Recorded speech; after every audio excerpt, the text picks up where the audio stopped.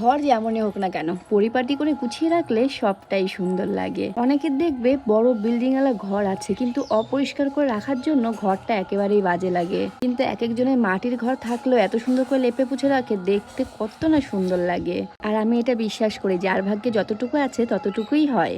তবে আমি টিনের ঘরই হোক বা পাকা ঘরই হোক, সব কিছুতেই মানিয়ে নিতে পারি। সারা জীবন ছাদের ঘরে ছোটবেলা থেকে বড় হলেও এখন আমি টিনের ঘরে ঠিক মানিয়েই নিয়েছি।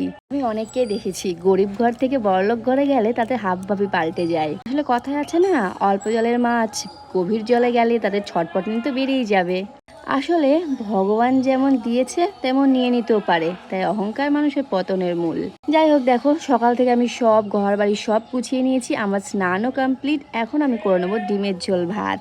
আর হ্যাঁ, একটা কথা বলে রাখি, এটা কিন্তু আমার দিদির বাড়ি। আর পেছনে যেহেতু কীর্তন হচ্ছে তাই দিদি কীর্তনে অনেকই ব্যস্ত, তাই আমি দিদির বাড়ির সব কাজ সেরে নিলাম।